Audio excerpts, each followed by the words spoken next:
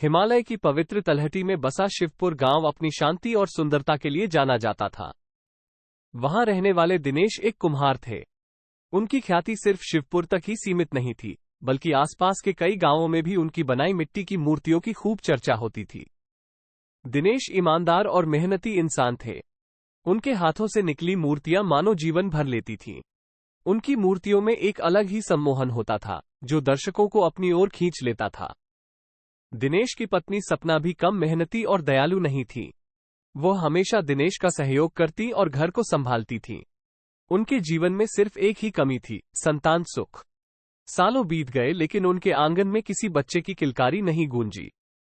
हर रात सपना को लगता मानो उनकी झोली हमेशा के लिए सूनी ही रह जाएगी।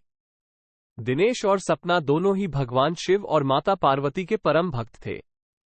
उनका दिन भगवान की आराधना और गरीबों की मदद में ही बीतता था। हर सोमवार को वह गांव के शिव मंदिर में जाकर भगवान शिव का जलाभिषेक करते और माता पार्वती को सिंदूर चढ़ाते।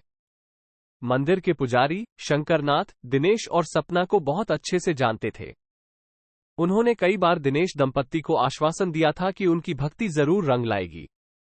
एक दिन दिनेश और सपना दोनों मंदिर में पूजा कर रहे थे। पूजा के बाद जब वो शंकरनाथ के चरण छूकर आशीर्वाद ले रहे थे, तब शंकरनाथ ने उनसे पूछा, दिनेश पुत्र, तुम्हारे चेहरे पर थोड़ी उदासी दिखाई दे रही है, क्या बात है? दिनेश ने सपना की ओर देखा और फिर शंकरनाथ से कहा, गुरुदेव, हम दोनों भगवान शिव और माता पार्वती से संतान सुख की कामना करते हैं, लेकिन दिनेश अपनी बात पूरी नहीं कर पाए थे कि सपना उनकी बात को काटते हुए बोली, लेकिन गुरुदेव, सालों बीत गए हैं, फिर भी। उनकी आवाज भर्रा उठी।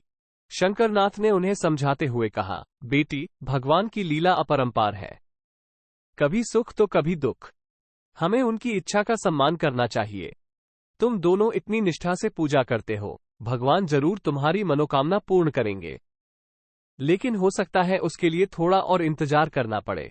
शंकरनाथ की बातों से दिनेश और सपना को थोड़ी शांति मिली। उन्होंने शंकरनाथ को बताया कि वह कई मंदिरों में दर्शन कर चुके हैं और गरीबों को भी दान देते हैं। कुछ समय बाद गांव में एक संत का आगमन हुआ। वह संत ज्ञानी थे और भगवान के मार्ग का उपदेश देते थे। दिनेश और सपना को पता चला तो वह उस संत के दर्शन के लिए उनके शिविर में पहुंचे। संत ने उन्हें आशीर्वाद दिया और उनकी परेशानी सुनकर कहा, संतान सुख पाने के लिए भगवान शिव और माता पार्वती की आराधना ही काफी नहीं है। तुम्हें कैलाश पर्वत जाकर उनकी कठोर तपस्या करनी होगी। दिनेश और सपना खुशी से झूम उठे। उन्हें लगा कि शायद यही वो रास्ता है जिसकी उन्हें तलाश थी। उन्होंने तुरंत कैलाश जाने की तैयारी शुरू कर दी। गांव वालों ने उन्हें शुभकामनाएं दी और शंकरनाथ ने उन्हें यात्रा के लिए मंत्र और कुछ खाने का सामान भी दिया। कठिन और दुर्गम यात्रा के बाद दिनेश और सपना कैलाश पर्वत पर पहुंच गए। पर्वत की ऊंचाई और ठंड उन्हें डरा नहीं पाई। उनके मन में सिर्फ एक ही लक्ष्य था, संतान सुख प्राप्त करना। उन्होंने कैलाश पर्वत पर एक गुफा ढूंढी और वहीं रहकर कठोर तपस्या करने लगे। दिन रात वो भगवान शिव और माता पार्वती के मंत्रों का जाप करते और फल फूल खाकर अपना गुजारा करते। कई महीनों की कठिन तपस्या के बाद एक सुबह दिनेश और सपना ध्यान कर रहे थे कि उन्हें अचानक आकाशवाणी सुनाई दी। आवाज भगवान शिव की थी। हे दिनेश और सपना, तुम्हारी भक्ति से मैं बहुत प्रसन्न हूं। तुम्हारी मनोकामना पूर्ण होगी। तुम शीघ्र ही माता पिता बनोगे। लेकिन याद रखना, इस वरदान को संभालना होगा। तुम्हें अपने पुत्र को सच्चे संस्कार देने होंगे और उसे धर्म के मार्ग पर चलना सिखाना होगा। ये कहते हुए आकाशवाणी बंद हो गई। दिनेश और सपना खुशी से झूम उठे। उनकी आंखों में आंसू छलक आए। उन्होंने भगवान शिव और माता पार्वती को धन्यवाद दिया।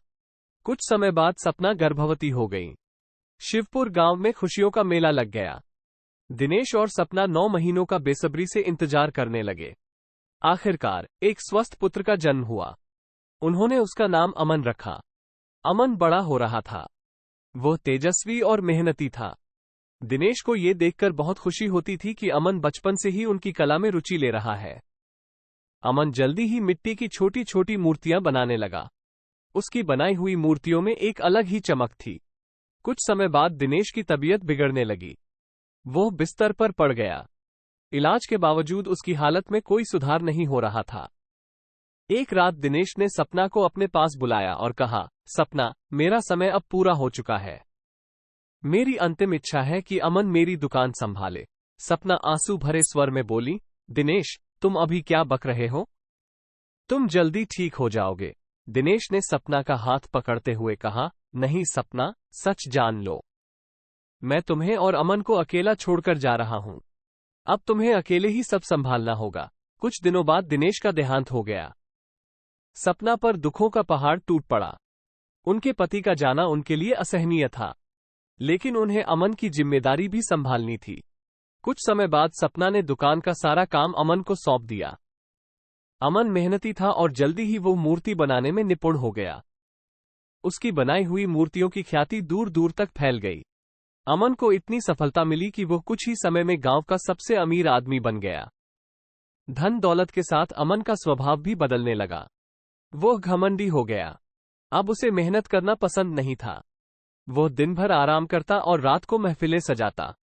सपना अमन को समझाने की कोशिश करती, लेकिन अमन उनकी बातों को अनसुना कर देता। एक दिन गांव में एक भयंकर बीमारी फैल गई जिससे कई लोगों की मौत हो गई। सपना भी इस बीमारी की चपेट में आ गई। अमन को अपनी मां की हालत देखकर थोड़ी चिंता हुई, लेकिन वो जल्दी ही अपने ऐशो आराम में खो गया। कुछ दिनों बाद सपना की हालत बिगड़ गई। अमन को बताया गया कि अगर उन्हें महंगे दवाइयां नहीं मिली तो उनकी जान बच पाना मुश्किल है। अमन के पास तो धन की कमी नहीं थी, लेकिन उसे दवाइयां लाने में आलस्य आता था। वह चाहता था कि कोई और उसके लिए ये काम कर दे। एक रात सपना की तबीयत बहुत खराब हो गई। अमन घबराकर दवाइयां लाने के लिए निकला, लेकिन बाहर तूफान मचा हुआ था। बारिश हो रही थी और तेज हवाएं चल रही थीं। अमन को डर लगने लगा। वो सोचता रहा कि इस मौसम में बाहर जाना कितना मुश्किल है। अचानक उसे भगवान शिव और माता पार्वती का वरदान याद आया। ये भी ख्याल आया कि वह किस तरह अपने पिता की दुकान संभालने से लेकर इतना बड़ा दुकानदार बन गया। उसे समझ में आया कि यह सब उन्हीं के आशीर्वाद से हुआ था, लेकिन उसने उस वरदान की शर्त को भूल चुका था। अमन हाथ जोड़कर माता पार्वती से माफी मांगने लगा। उसने कहा, हे माता पार्वती, मुझे क्षमा करें। मैंने आपका वरदान व्यर्थ कर दिया। मैंने अपने पिता के संस्कार नहीं सीखे और धन दौलत के पीछे भागता रहा। अब मुझे दंड मिल रहा है। कृपया मेरी मां को बचा लो। मैं उनका इलाज करवाऊंगा और जरूरतमंदों की मदद करूंगा। अमन बारिश में भीगता हुआ दवाइयां लाने के लिए निकल पड़ा।